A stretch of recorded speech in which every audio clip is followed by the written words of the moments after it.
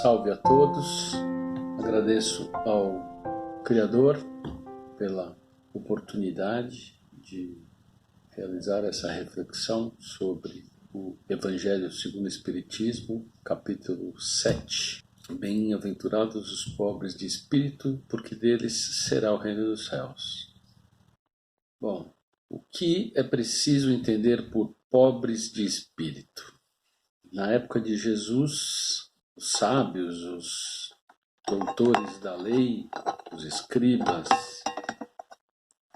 nas sinagogas, na verdade, os incrédulos, de um modo geral, que não acreditavam que o filho do carpinteiro pudesse ser o Salvador e cujas palavras causou tanto incômodo e desconforto ao status quo da sociedade judaica da época.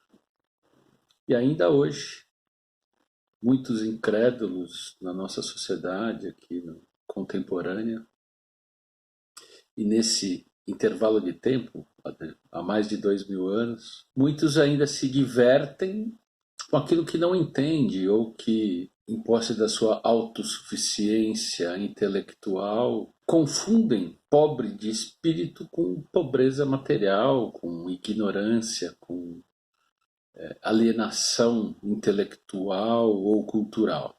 Exemplo patente dessa confusão que muitos de nós reproduzimos ainda hoje, às vezes inconscientemente, é quando nos referimos a uma pessoa de poucas posses, uma pessoa carente, e nos referimos a ela, é uma pessoa humilde, é de origem humilde, é de uma família humilde.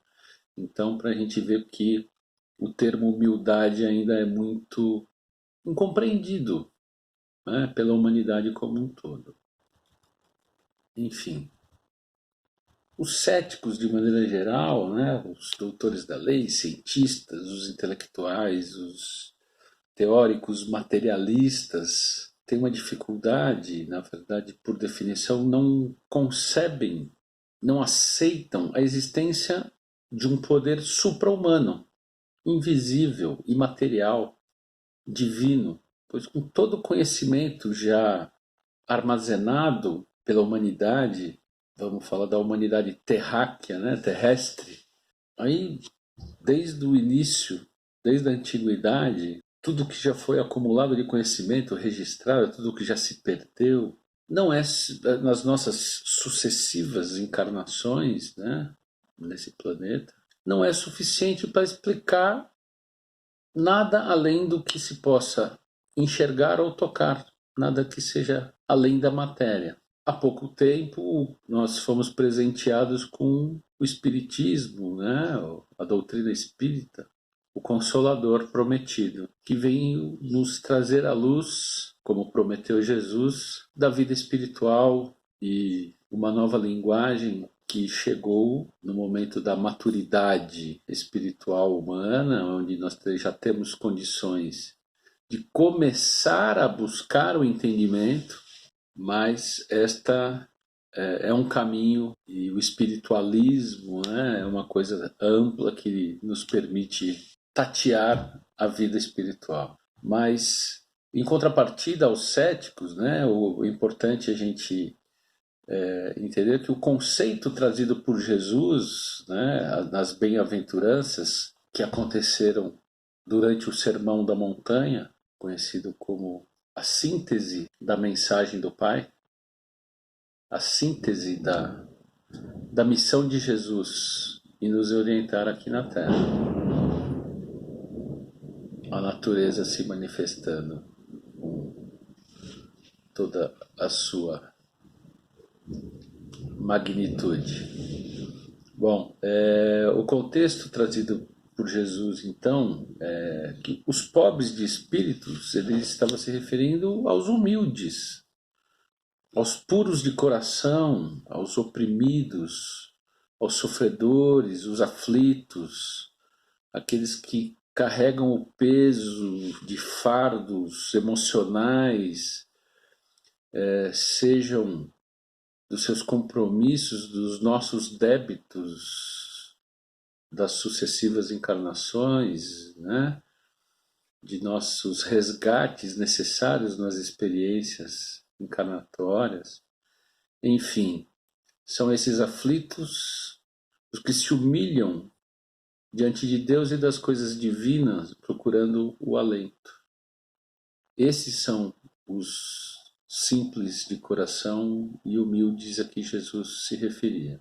Todos aqueles que, apesar das dificuldades materiais, familiares, das nossas carências emocionais, psicológicas, das limitações e sofrimentos físicos, dores, enfim, deficiências, de todas as possíveis implicações da existência, né? E muitas vezes necessárias ao nosso próprio burilamento, nossos resgates, são oportunidades de aprendizado, de reparação, né?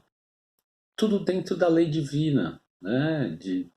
Das sucessivas encarnações, oportunidades de equilíbrio, nosso cumprimento das leis de causa e efeito, ação e reação, enfim, de todas as leis divinas. Mas acima de toda dificuldade, né, os pobres de espíritos são aqueles que se humilham voluntariamente à misericórdia divina, onde encontramos o amparo, o consolo, a alegria, a fé necessária para seguirmos nesta existência encarnatória, nas provas da encarnação, enfrentar com resiliência, né, e perseverança as provas que nos são devidas para cada uma das nossas experiências encarnatórias. Consolidando esse primeiro momento, né, esse conceito de quem são os pobres de espírito, então, Jesus nos orienta que aqueles que efetivamente cultivam a simplicidade de coração, a humildade, cultivam as virtudes que nos aproximam de Deus. Em contrapartida, os céticos, que cultivam o orgulho, a vaidade e se dedicam às conquistas materiais mundanas, bebem da fonte e se alimentam dos vícios e das tendências que nos afastam de Deus.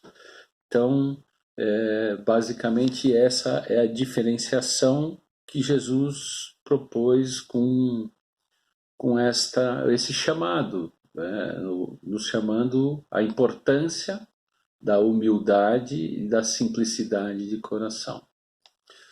Um segundo item trabalhado aqui nesse capítulo é: todo aquele que se eleva será rebaixado.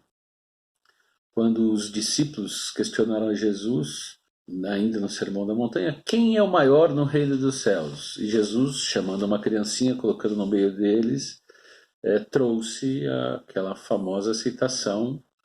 Eu vou, inclusive, ler aqui a reprodução. Eu vos digo em verdade que se vos não converterdes e se não vos tornardes como crianças, não entrareis no reino dos céus. Todo aquele que se humilhar e se tornar pequeno como esta criança, será o maior no reino dos céus. E todo aquele que receber em meu nome uma criança, tal como acabo de dizer, é a mim que recebe. Jesus usou figurativamente a inocência, a simplicidade com que encara a existência uma criança, né, para nos demonstrar a necessidade da simplicidade, da humildade, que não nos deixemos contaminar com as distrações e as seduções humanas da vida pós-adolescente, juvenil, da nossa maturidade e da nossa velhice, enfim, de todas aquelas distrações, armadilhas materiais que diariamente nos dispersam do foco de nos mantermos simples e humildes, aceitarmos o nosso calvário diário aí de autoconhecimento, de aprendizagem.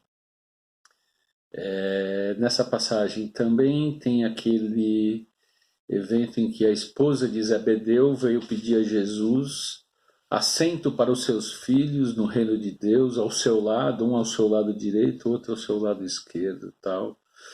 Quando Jesus explicou que eu posso até batizá-los, eles podem beber do mesmo cálice, conhecer, mas não cabe a mim distribuir assentos em onde quer que seja, principalmente no reino do Pai.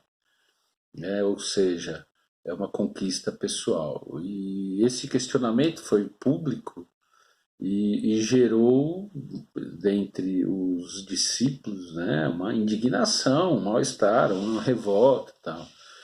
E Jesus, aproveitando essa oportunidade, chamou-lhes novamente e asseverou, aquele que quiser ser o primeiro dentre vós, seja o vosso escravo. Como o Filho do Homem não veio para servir, mas sim para ser servido, mas sim para servir. Jesus, como sempre, não só nos esclareceu e nos orientou com as palavras, mas ele, mais do que isso, exemplificou tudo o que nos disse, Então, mais do que palavras, os seus atos são a nossa cartilha, o nosso caminho suave para quem despertou para as questões espirituais e essa necessidade. Bom, resumindo este segundo tópico, o Espiritismo Consolador veio, a exemplo do que Jesus fez, sancionar a teoria pelo exemplo, nos mostrando grandes no mundo dos espíritos aqueles que eram pequenos da Terra, e normalmente bem pequenos aqueles que eram na Terra os maiores e os poderosos. Por quê, essa inversão? Porque na grande maioria das vezes nós não damos conta do peso da pressão da matrix materialista que é a Terra, Nós nos perdemos em meio às nossas conquistas efêmeras e materiais e desperdiçamos nossas encarnações caindo e repetindo os nossos erros diante de todas as distrações e armadilhas materiais. E nos esquecemos de sermos humildes, de sermos simples de coração e de nos colocarmos a serviço da luz e cumprir a vontade do Pai, de que todos nós voluntariamente nos conscientizemos da nossa condição e botamos em prática o Evangelho do Mestre. Avançando um pouco, o último item desse capítulo são os mistérios ocultos aos sábios e aos prudentes. E aí eu vou começar lendo a citação. Então Jesus disse estas palavras: Eu vos rendo glória, meu Pai, Senhor do céu e da terra, por haverdes ocultado essas coisas aos sábios e aos prudentes, e por as haver revelado aos simples e aos pequenos. Mateus capítulo 11, versículo 25. Nesse caso, novamente Jesus se refere aos humildes e pequenos, os que se humilham diante de Deus e não se creem superior a todo mundo. Aqueles que vivem, dão exemplo da humildade. E os orgulhosos, envaidecidos de sua ciência mundana, que se creem prudentes porque negam, tratando Deus de igual para igual, quando não o negam. Em muitos momentos, e muitos teóricos, muitas discussões entre os céticos sobre a existência de Deus, alguns questionam a existência de Deus, teorizando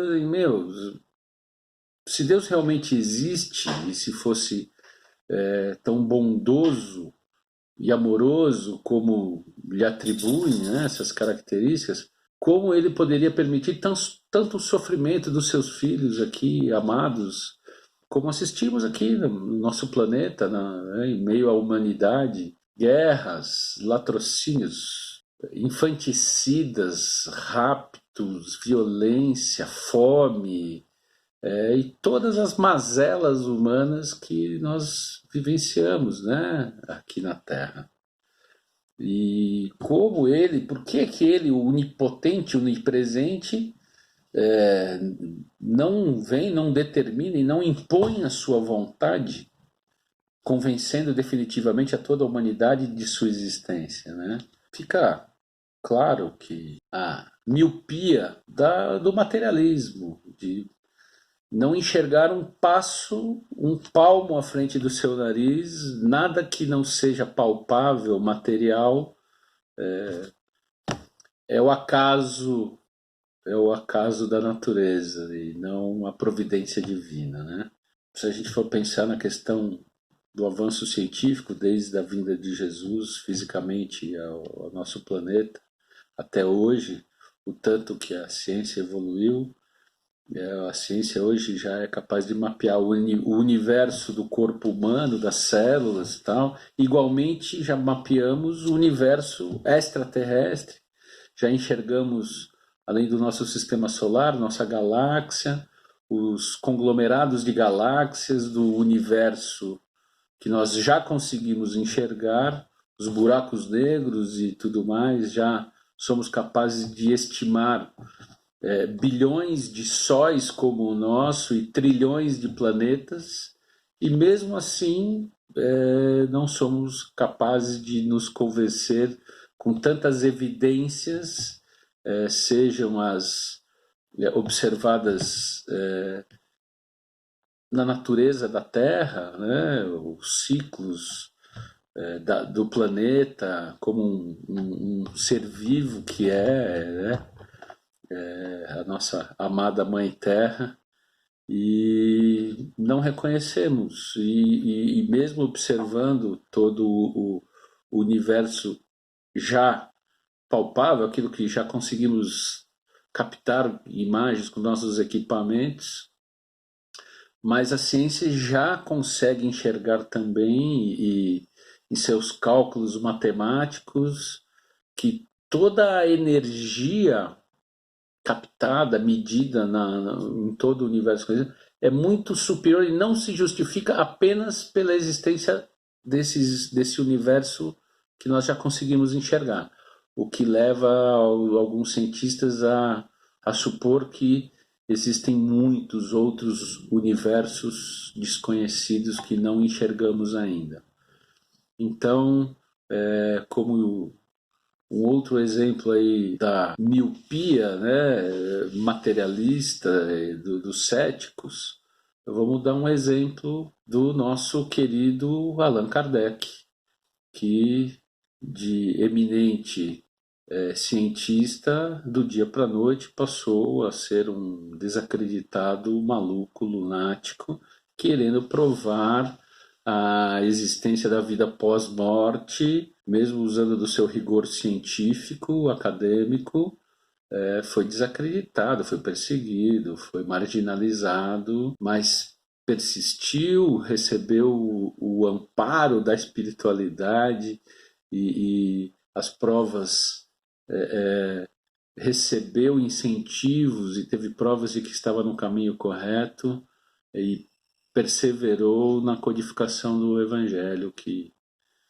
hoje aqui estamos debruçados estudando e que veio a falar dentro das nossas expectativas e capacidade de entendimento, né, para quem já tinha despertado e vinha vivendo aquele vazio existencial das doutrinas existentes, dogmáticas, do fundamentalismo, da fé cega, que não mais reverberava com as nossas conquistas espirituais. Por várias vezes eu tive esse insight e repito para os meus amigos que eu me considero hoje um privilegiado simplesmente pela oportunidade de, nesta encarnação, nesse tempo do agora, né, não no futuro, não no passado, né, ter despertado e ter me reconectado a essa consciência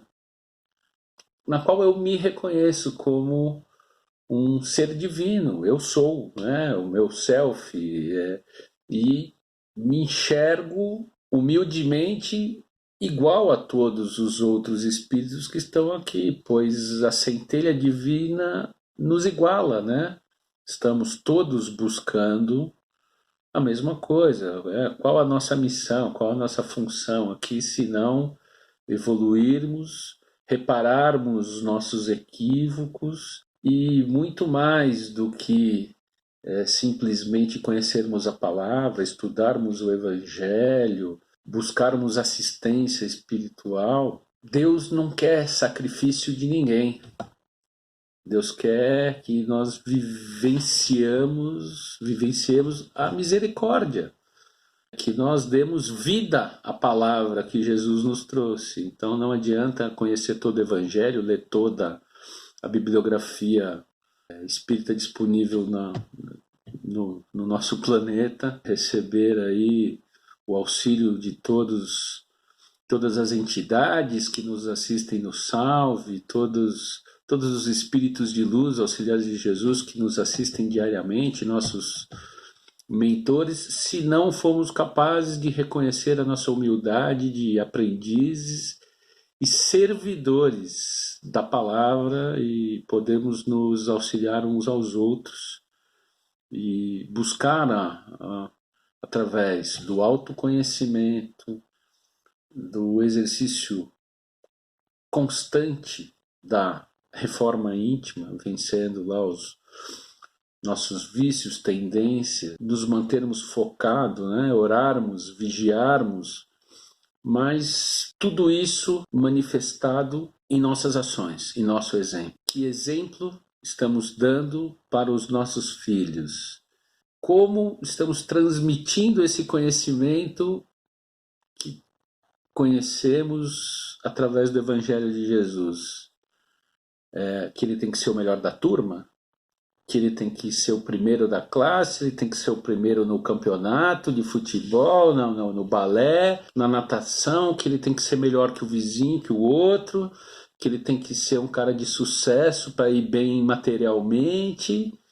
E aí, né? Aonde que nós vamos chegar? Bom, eu gostaria de encerrar esta reflexão lendo um trecho aqui de Pensamento e Vida de Emmanuel, por Chico Xavier, no capítulo 24, onde eles definem a humildade. Eu extraí alguns trechos do texto, tá lá para quem quiser ler, o capítulo 24 de Pensamento e Vida, a humildade, que eu achei bem interessante para a gente finalizar aqui. Humildade, por força divina, reflete-se luminosa em todos os domínios da natureza, os quais expressam efetivamente o trono de Deus, patrocinando o progresso e a renovação. A carência de humildade, que no fundo é o reconhecimento de nossa pequenez diante do universo, surge na alma humana doentios inquietamentos de sentimentos, quais sejam o orgulho, a cobiça, o egoísmo e a vaidade, que se responsabilizam pela discórdia e pela delinquência em todas as direções. Possuída pelo espírito da posse exclusivista, a alma acolhe o desespero e o ciúme, o despeito e a intemperância, que geram tensões psíquicas, da qual se derivam perigosas síndromes da vida orgânica, e se exprimem depressões nervosas, no desequilíbrio emotivo, em ulcerações e na disfunção celular, né, o conhecido câncer, para não nos referirmos aos deploráveis sucessos da experiência cotidiana, em que a ausência da humildade comanda o incentivo à loucura nos mais dolorosos conflitos passionais. Um outro trecho ele sintetiza: humildade não é servidão, é, sobretudo, independência, liberdade interior que nasce das profundezas do espírito, apoiando-lhe a permanente renovação para o bem. Cultivá-la é avançar para a frente sem Empreender-se é projetar o melhor de si mesmo sobre os caminhos do mundo. É olvidar todo o mal e recomeçar alegremente a tarefa do amor a cada dia. Bom, para fechar com chave de ouro, refletindo-a do céu para a terra, em penhor de redenção e beleza, está o exemplo, o Cristo que desceu, o Cristo de Deus, que nasceu na palha da manjedoura e despediu-se dos homens pelos braços da cruz. Maior exemplo de humildade nós vamos ter que buscar em nossos corações.